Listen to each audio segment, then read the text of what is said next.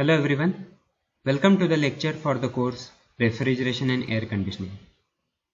We will continue with the same chapter, that is Vapor Absorption System, and today we will see the COP, Electrolux refrigerator and lithium bromide system.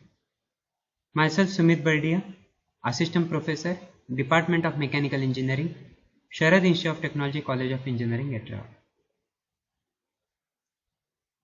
Today we will see the following points such as COP of an ideal vapor absorption system.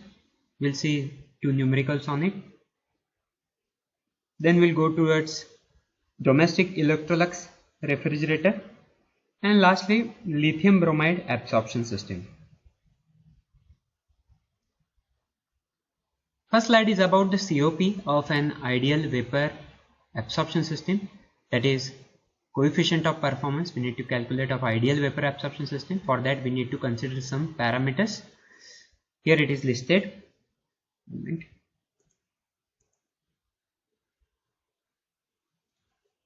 So QG, heat given to the refrigerant in the generator. So we are providing or supplying the heat to the refrigerant in the generator, so that is QG.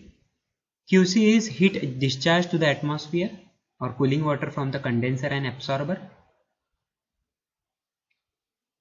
So QC will be heat rejected from the condenser and absorber. QE is heat absorbed by the refrigerant in the evaporator. QP is heat added to the refrigerant due to pump work. So these are the heat provided or heat rejected. Then the temperature Tg is nothing but temperature at which Qg is given to the generator. So at heat Qg, the Tg temperature is supplied.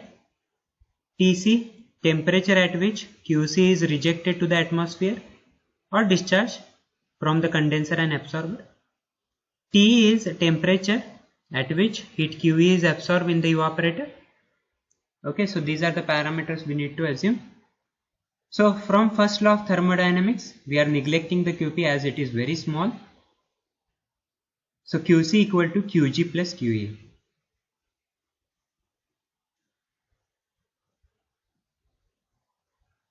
So as the vapor absorption system is considered as a perfectly reversible system, ideal, therefore the entropy must be remains constant. Initial entropy of system equal to entropy of the system after the change in its condition. So we know that entropy of system, entropy generally defined as delta Q upon T. So here Qg upon Tg, that is heat supplied to generator divided by at temperature Tg, plus Qa upon T, so heat absorbed by the evaporator at temperature T, equal to entropy of system after change in its condition, that is Qc upon Tc, that is Qc is condenser rejected, heat rejected by the condenser, that is Qc, divided by at that temperature Tc. So Qc is nothing but here Qg plus Qe. So Qg plus Qe upon Tc. So Qg upon Tc plus Qe upon Tc. We have separate out this term. So Qg upon Tg minus Qg upon Tc. We have taken left side Qg upon Tc, that will be minus. So Qa upon Tc minus Qa upon T. So we'll take common as Qg. So cross multiplication Tc minus Tg upon Tg Tc equal to Qe Te minus Tc divided by Tc Te. Okay. So Qg here we will shift this term in the right side. So it becomes Tg multiplied by Tc divided by Tc minus Tg. So Qe minus term, we are converting this, we are changing this, so minus we are taking here, so Tg minus we are changing, so negative signs we are converting here. So Tc minus Te divided by Tc T, Tg multiplied by Tc divided by Tg minus Tc. So that negative signs we have converted here. So T equal to Tc minus T upon T, Tc Tc get cancelled, T Tg divided by Tg minus Tc. So if you want to calculate maximum COP, then QE upon QG, refrigerating effect divided by work done, that is generator heat supply. So QE divided by, we are substituting the value of QG here. So QE Tc minus T upon T, so Tg upon Tg minus Tc. So ultimately we are getting the equation QE get cancelled. So T upon Tc minus T, Tg minus Tc divided by Tg. So that will give you the maximum COP of the system.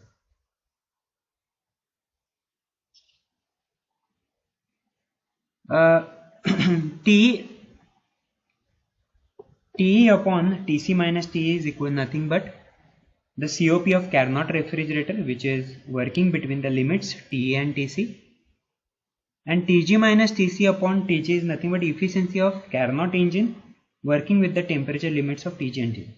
So this ideal vapor reference system may be regarded as combination of Carnot engine and Carnot refrigeration. So COP max will be equal to COP of Carnot multiplied by efficiency of Carnot. So when heat is discharged at different temperatures in condenser and absorber, then COP max will be T upon Tc minus T, Tg minus Ta divided by Tg. So Ta will be here, instead of Tc we need to go for Ta. So that will be temperature at which heat is discharged in the absorber. So we'll see the numerical on the calculated COP. So in an absorption type refrigerator, the heat is supplied to NH3 generator by condensing steam at 2 bar and 88% dry. The temperature in the refrigerator is to maintain at -4 degrees Celsius. Find the maximum COP possible. If the refrigeration load is 18 tons and actual COP is 72% of maximum COP, find the mass of steam required per hour. Take the temperature of atmosphere as 25 degrees Celsius. First we'll see the given terms. So heat is supplied to NH3 ammonia generator by condensing steam at 2 bar. So P pressure is equal to 2 bar and 88% dry. So dryness fraction is given, that is 0.88. Evaporator temperature refrigerator is maintained at -4 plus 273, that is 269 Kelvin. Refrigeration load is given Q 18 tons and also actual COP equal to 72% of COP max is given. Atmospheric temperature, that is the heat is rejected to the atmosphere, so condenser temperature will be 25 plus 273, 298 Kelvin. Now from steam tables corresponding to the 2 bar pressure, we have saturation temperature of steam as Tg equal to 120.2 at 2 bar pressure. We can see in the steam table. So that is 393.2 Kelvin. So COP max we are going to calculate, that is we have already derived in the last slide, that is T upon Tc minus T divided by Tc minus T and Tg minus Tc divided by Tg. So substituting the values, we are getting the maximum COP as 2.246. Now next we need to calculate, that is mass of steam required per hour.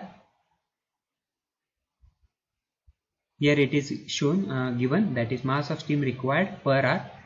So we have that COP actually is nothing but 72% of COP max. So actual COP we are getting as 1.617. Okay. Now COP of actual is nothing but refrigeration effect or load divided by actual heat supplied. So we need to calculate actual supplied here, heat supplied, that is refrigerant load upon COP actual. Load is in terms of tons, so that is 18 tons multiplied by 14,000, so that is conversion factor for kilojoules, divided by 1.617, and we are getting 1,55,844 kilojoule per hour. Now assuming that only latent heat of steam is used for heating purposes, the latent heat of steam from the steam table at 2 bar pressure is HFG equal to 2201.6 kilojoule per kg. So mass of steam required per hour, that is actual heat supplied divided by X multiplied by HFG, that we have seen earlier the equation. So actual heat supplied is 155,844 divided by X is given 0.88 multiplied by 2201.6 will give you the mass of steam in terms of per hour, that is kg per hour, that is 80.44 kg per hour. So that is the procedure to calculate the mass of steam and also maximum COP. We will take one more example. I think it is similar to the previous example. So same 18 tons absorption system is there, load carried out at 3 bar. Here instead of 2 bar, 3 bar is given and 85% dry. Refrigerant temperature minus 10 degrees Celsius. Condensation of refrigerant is carried out at 30 degree using cooling water. So TC is 30 degree. Now calculate maximum COP and quantity of steam. Same mass of steam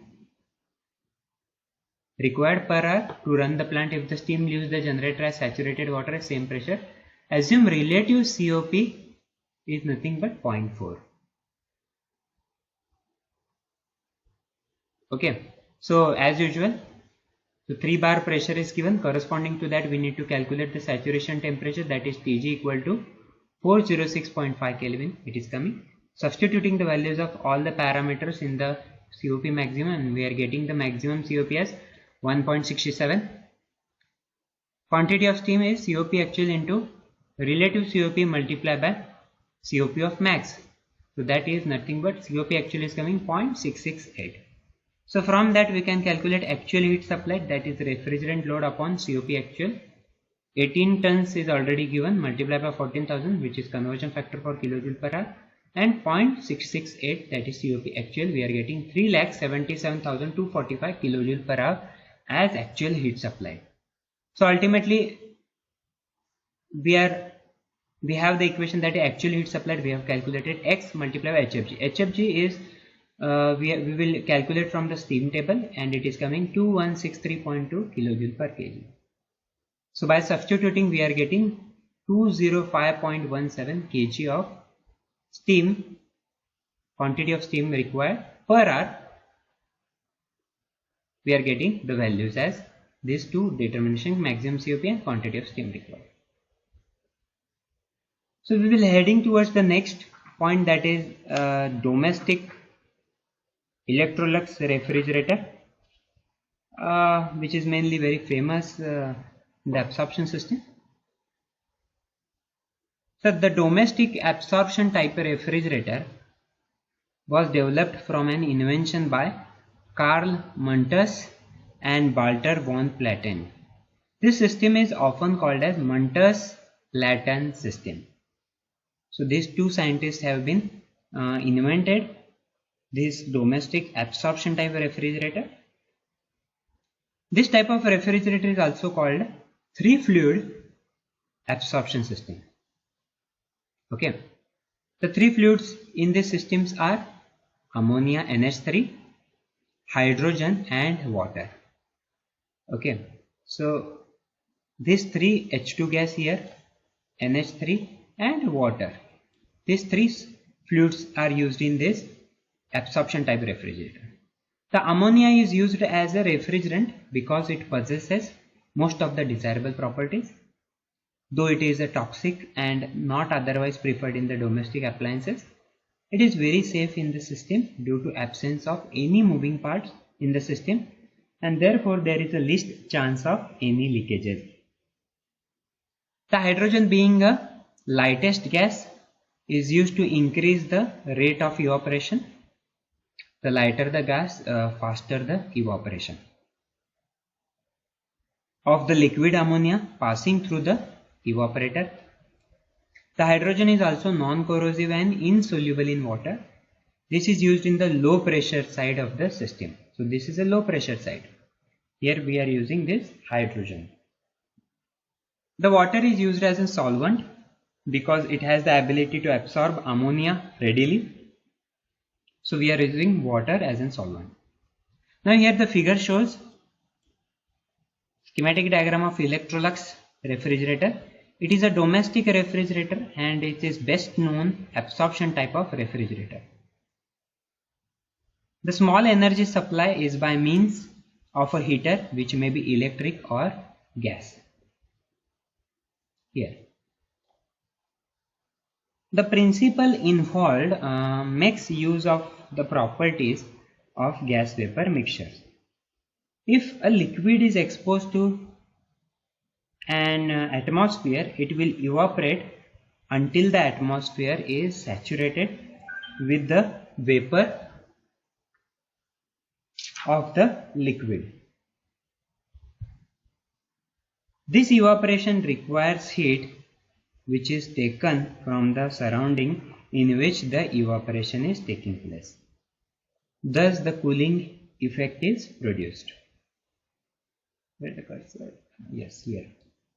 The partial pressure of the refrigerant vapor must be low in the evaporator and higher in the condenser. The total pressure throughout the circuit must be constant so that only movement of the working fluid is by convection currents. The partial pressure of ammonia is kept low in parts of the circuit by concentrating hydrogen in those parts. Okay, so that we need to understand while designing this system. Now how it works? The ammonia liquid leaving the condenser enters the evaporator and evaporates into the hydrogen at a low temperature corresponding to its low partial pressure. The mixture of hydrogen and ammonia mixture passes to the absorber, into which it is also admitted water from the separator. Here water separator is there. Weak solution is added here. The water absorbs ammonia and the hydrogen returns to the evaporator. In the absorber, the ammonia therefore passes from the ammonia circuit into water circuit as ammonia in water solution.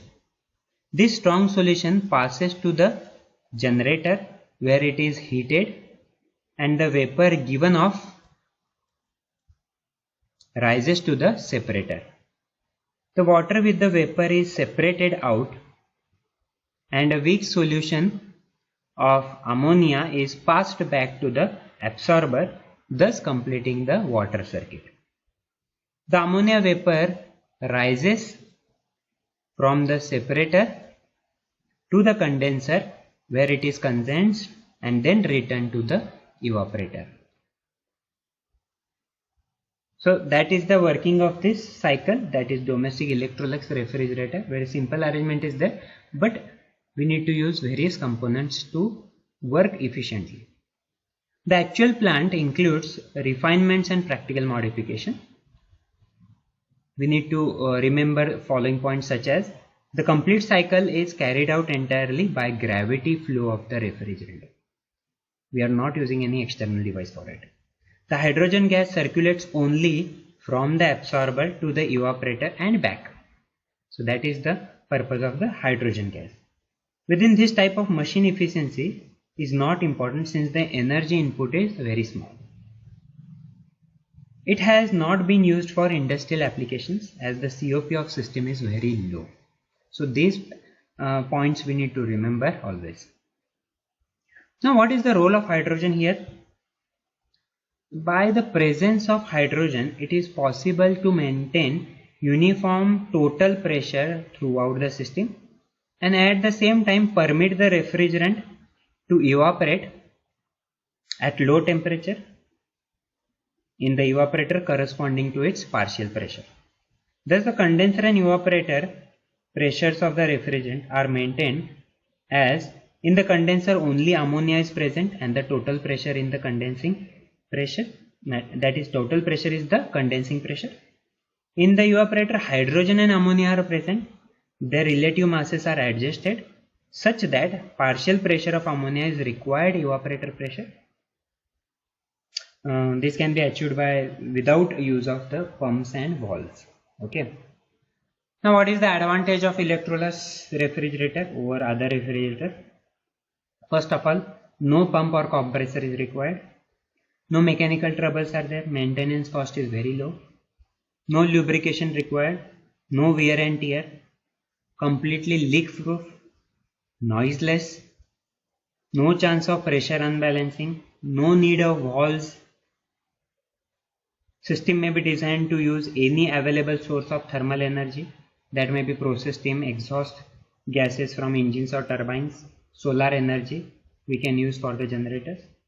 Easy control simply by controlling heat input. Now what is the disadvantages? More number of components are there, so more complicated in construction and working. COP is very low, and the major disadvantage is that it cannot be repaired. This type of refrigerator cannot be repaired and has to be replaced fully. So that is the biggest disadvantage of this system. Okay, so that is about the domestic Electrolux refrigerator. Then we are heading towards lithium bromide absorption system. Now, lithium bromide salt is employed as absorbent and water as an refrigerant. Now, why lithium bromide salt? Because it is very highly hygroscopic is there. So, we are using lithium bromide salt. The lithium bromide solution has a strong affinity for water vapor because of its very low pressure. Since water is the refrigerant operating temperature in the evaporator has to be above the freezing point of the water, of course. But lithium bromide solution is corrosive. As such, inhibitor like lithium chromate is often used to protect the metal parts of the system against corrosion. Now, here the figure shows a schematic diagram arrangement of lithium bromide absorption refrigeration system. The absorber and evaporator here, absorber and evaporator are housed in one cylindrical shell as they operate at about the same pressure. So evaporator and absorber operate at same pressure. Next is generator and condenser are enclosed in another cylindrical vessel as their operating pressure are near about the same. So that's why it is housed in one unit. The evaporator contains refrigerant, that is water, and the absorber has a charge of lithium bromide solution. Now the solution from the absorber is pumped to the generator by the solution pump. Okay, so where the generator is there, here it is generator. Now from evaporator and absorber, charge of lithium bromide is transferred through the solution pump to the generator. Chilled water tube bundles here through the evaporator section of the shell carrying the water to be cooled. Here it is, chilled water we are supplying to the evaporator. The absorber and condenser section have water tube bundles passing through in which cooling tower water is circulated. So in absorber cooling water tower is there, in condenser cooling tower water is circulated. The condenser portion of the generator shell has tube bundle to circulate cooling tower water to cool the refrigerant vapor. Now refrigerant water is sprayed over the chilled water bundle by the evaporator pump. Okay. The heat exchanger is here. Heat exchanger is added to improve the cycle efficiency. Now what are the application of this type of lithium bromide absorption system? Now since water is used as a refrigerant in lithium bromide water absorption system, it can be used where the temperature required are above 4 degrees Celsius. Which are those applications? Air conditioning, chilling of drinking water, and chilling of beverages and fruit juices. There we can use this lithium bromide absorption system. The requirement is what? 4 degrees Celsius and above. Okay, so there we can use this type of absorption system. Okay, so we'll stop here. We will continue with the same chapter in the next lecture. Thank you.